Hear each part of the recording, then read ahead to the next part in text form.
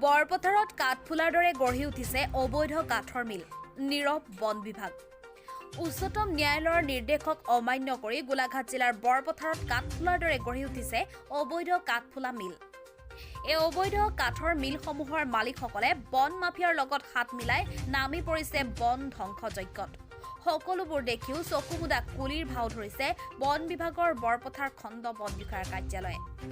বৰপথাৰ খণ্ড বন বিষয়া কাৰ্যালয়ৰ বিৰুদ্ধে এই অভিযোগ উত্থাপন কৰিছে জাতীয়তাবাদী যুৱ পৰিষদৰ বৰপথাৰ আঞ্চলিক সমিতিয়ে।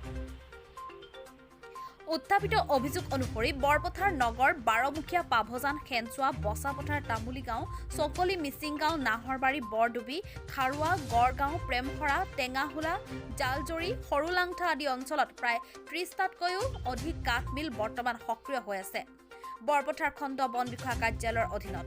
এই কাঠ মিলসমূহত চুবুৰীয়া কাৰ্বি আংলং জিলাৰ লগতে নাগালেণ্ডৰ পৰাও একাংশ বন মাফিয়াই চোৰাংকৈ যোগান ধৰে বহু মূল্যৱান কাঠ।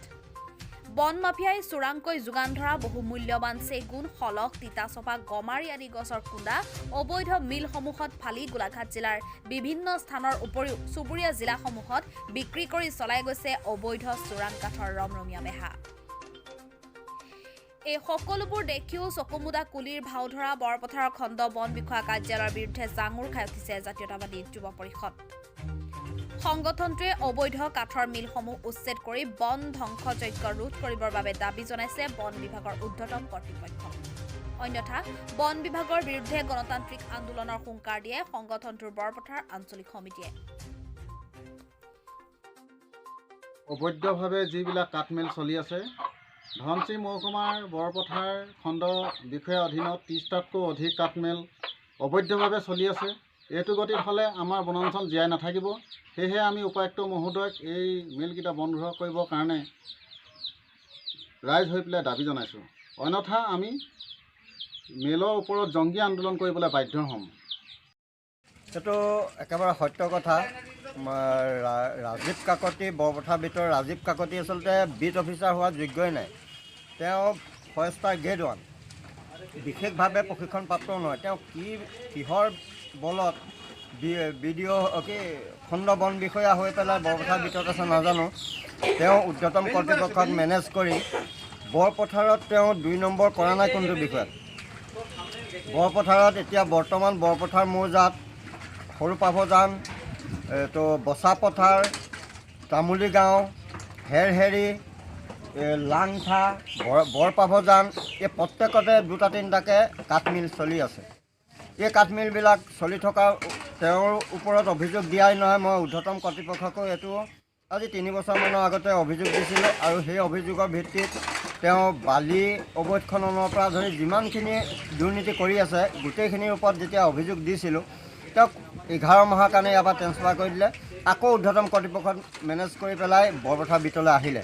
তেওঁক ইয়াত ঊৰ্ধ্বতম কৰ্তৃপক্ষ ৰখাৰ উদ্দেশ্য এটাই হ'ল, তেওঁ বিভিন্ন অসৎ পদ্ধতিৰে ঘটা ধনৰ ভাগটো ঊৰ্ধ্বতম কৰ্তৃপক্ষকো দিব লাগিব, তেনেকুৱা এটা চুক্তিত আছে যেনে আমাৰ ধাৰণা হয়। এতিয়া এই কুণ্ডাবিলাক, এই যে খৰিবিলাক, এইবিলাক মিল চিং মানে ইয়াৰ যিবিলাক ডাঙৰ কুণ্ডা সেইবিলাক কাঠফলা মিলত ব্যৱহাৰ হৈছে আৰু সৰুবিলাক ইয়াত বিক্ৰী হৈছে। বিশেষকৈ বৰপথাৰত এতিয়া চলি আছে 4খন ফাৰ্নিচাৰ দোকান। সিহঁতৰতো বিনা অনুমতিত ফাৰ্নিচাৰ দোকানখিনি চলি আছে। কোনো পাৰ্মিশ্যন নাই, সিহঁতৰ কোনো লাইচেঞ্চ নাই, কিন্তু সেই লাইচেঞ্চটো বিটে দি আছে। বৰপথাৰ খণ্ড বিট বন বিষয়াই ৰাজীৱ কাকতিয়ে পাৰ্মিশ্যন দি পেলাই চলাই আছে। তাত চেগুন কাঠৰ ফাৰ্নিচাৰ বনায়। এইটোতো জলজল পটপটকৈ ওলাই আছে। যিকোনো অৰ্ডাৰ দিয়ে চেগুন কাঠৰ ফাৰ্নিচাৰ হয়। চেগুন কাঠ ইয়াত ফলাৰ যিটো চুপ্ৰিম কোৰ্টে নিৰ্দেশ দি বন্ধ কৰি ৰাখিছে, ইয়াত কেনেকৈ এইটো চুইং হ'বলৈ পাইছে। আৰু কাৰ্বি আংলঙৰ পৰা এইটো চেগুন কাঠটো আনি আছে, ৰাতি আনি ইয়াত চুইং কৰে। বৰপথাৰ টাউনত এটা কাঠমিল চলি আছে, এইটো কিবা শিঙিমাত সুনীল নামৰ মানুহ এজনৰ উপাধিটো মই পাহৰি গৈছোঁ। টাউনৰ মাজমজিয়াতে মিল চলি আছে। তেওঁতো কোনো পাৰ্মিশ্যন নাই। তেওঁ এখন এই মানে বিট ফালাৰ কাৰণে এটা পাৰ্মিশ্যন আছে। সেই বিট ফলাৰ পাৰ্মিশ্যনতে তেওঁ কেনেকৈ কাঠ চুইং কৰি আছে। বৰপথাৰ বিটৰ সন্মুখেদি ন্যূনতম ডেইলি 100খন ট্ৰাক ডাম্পাৰ যায়। প্ৰত্যেকখন ডাম্পাৰে তেওঁক এইটো একেবাৰে ধৰা বন্ধাকৈ 200 টকাকৈ দি যাব লাগে।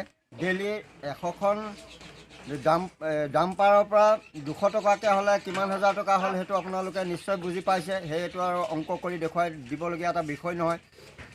ধনশিৰি আৰু দৈয়াঙত বালি খনন বালি উঠাই আছে। এই বালিখিনি তেওঁৰ পৃষ্ঠপোষকতাটো বালি উঠি আছে। বালি মহলটো ইয়াত কোনো পাৰ্মিশ্যন নাই।